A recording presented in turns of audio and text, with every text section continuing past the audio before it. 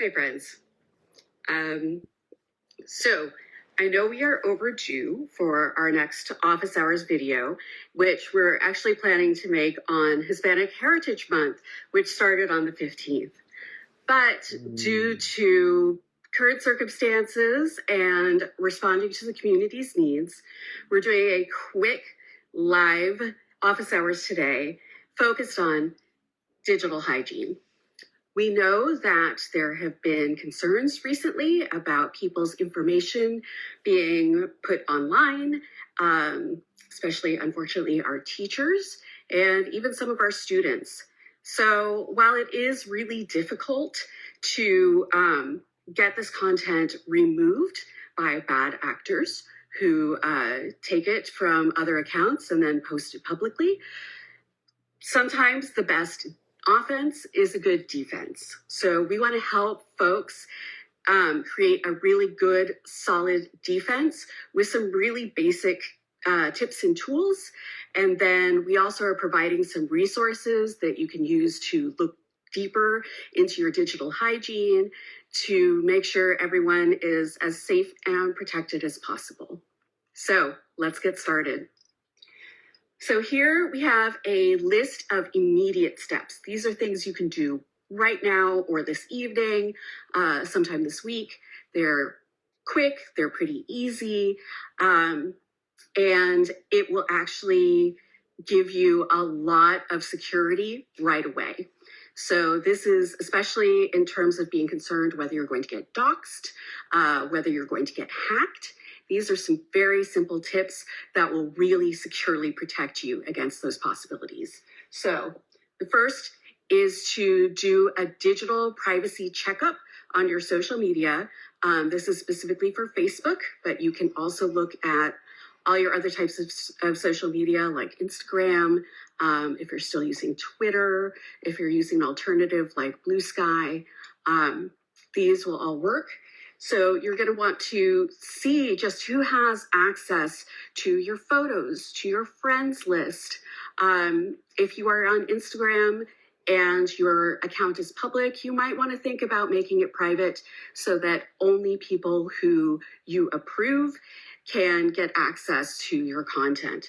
On Facebook, that means changing a lot of your settings to make sure that it's only friends or even only specific folks or only you who can see your information. And on Facebook, there's a tool as well that will help you look at your profile as if you were a member of the public, and that'll help you know what information you have on your Facebook page that is available for anyone to see. So you're going to want to check that out, make sure that your information and your posts and your photos are only visible to folks that you want to see that information. Secondly, strong passwords go a long way to protecting your accounts. And so we know that longer passwords are helpful, passwords that have a combination of letters and numbers and symbols. It doesn't have to be super random. It could be a sentence or a phrase that's something easy for you to remember, but not really obvious to anyone else. Something that is really helpful in these cases is to use a password manager.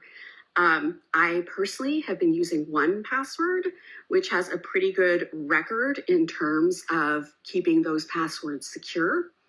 And I also find it incredibly convenient because I don't have to hold passwords in my head anymore or try to put them someplace that might be secure, like a Word document, but may not be secure. So a good password manager will help you make sure that all your passwords are unique, that they are all complex and difficult to guess, and it will keep them stored and at your fingertips so that when you do want to log in, it's not that hard to bring up the password that you need. So highly recommend that. Thirdly, have two-factor authorization on all of your accounts. That means your social media, your email, especially your financial accounts, any account online that offers you the option of two-factor authentication, go ahead and turn that on. How that works is that you might get a text on your mobile phone that you put in within a certain amount of time that gets you access to your account. You may use a different app that gives you a time-limited code for you to enter to get access to that account. Something like Google will have you check into your Gmail and approve the login to a different Google product, and that lets you in. But again, the more barriers you put up, a strong password, two-factor authentication, the harder it is for someone to gain access to your account, possibly hack your account, pretend to be you, gain access to your private information, all of these things that you want to keep safe and secure. So after that, there are some guides that are very helpful and really clear to help you figure out what your risks are, what kind of protections you want, and what steps to take in order to put those protections in place.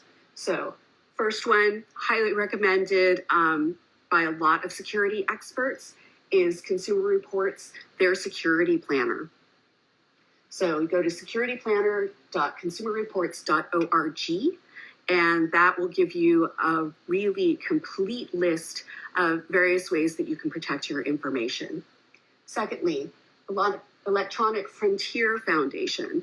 This is what they are dedicated to, is electronic security and ensuring people's privacy online is protected. So they have an entire page of tools, and some of these are things that you can install on your browser. You kind of set it and forget it, and that'll help prevent trackers and things like that. That's less of a concern with things like hacking, for example, but it's still useful tools to help protect your privacy. Lastly, Online SOS is really good if you feel you've already been targeted and you are you have like very specific concerns about how people may try to stalk you electronically, find your private information. This helps you figure out exactly what concerns you have and then what steps you can take that will address those specific concerns. Lastly, a service that I use, unfortunately this is not free, is a service called Delete Me. And this removes all of your personal information off of Google and other search engines.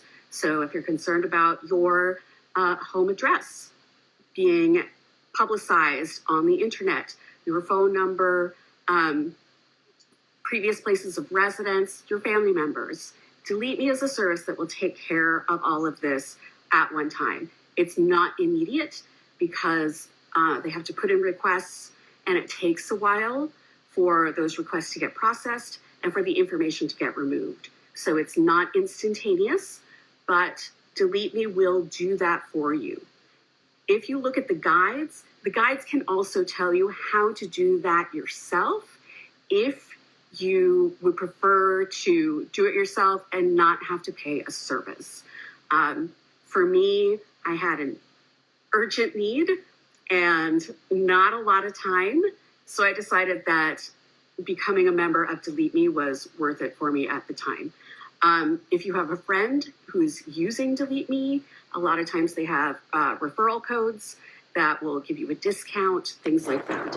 But you don't need to rely on Delete Me. These are all things that you can do yourself as long as you have the time and persistence to go through all the data mining services that put this information online and request to have all of that removed. So you can do it yourself. Again, it's just a question of time and persistence. So this is your very quick, very basic, and yet also very effective list of how you can make sure that your social media accounts, your images, and your financial accounts and everything is safe, protected, and that information is kept secure from people that you don't want to have that information. I will also say that blocking people that you are concerned if those people might be accessing your information, that's another tool that you should use and take advantage of, because blocking people means they cannot access any of your information on that social media platform. Remember, you will need to go through different social media platforms and block accounts individually. But blocking, of course, is a very accurate way to prevent certain people from getting your information. Additionally, blocking helps these social media companies identify which accounts are problematic, which ones may be presenting a risk to other people online. So blocking sends a message that this account is problematic and can help limit that person's access and also just flag that for the social media company. So I will also put these links down below in the comments. Feel free to ask questions. And again, this is the Davis Phoenix Coalition's Office Hours. This is a video series. We were going to do it once a week, but unfortunately, due to capacity and our work demands, we're going to do it once every 2 weeks. So this is just a quick office hours video in order to address these needs that came up very pressingly today. We will have another office hours video very soon, specifically for educators and for parents about Hispanic Heritage Month, what it is, what it means, what are resources to talk with kids about Hispanic heritage, and for them to learn more about the Latino communities around them. So thank you so much for watching. You can always send us questions for office hours, and we will try to get to those. And if you have any more questions about resources, if you want to find out how to get in touch with public officials, your representatives, in order to voice concerns that you may have, these are all things that we can help you answer. So thank you so much for watching. Please stay safe, and we are here for you. Hope to see you again in another office hours video.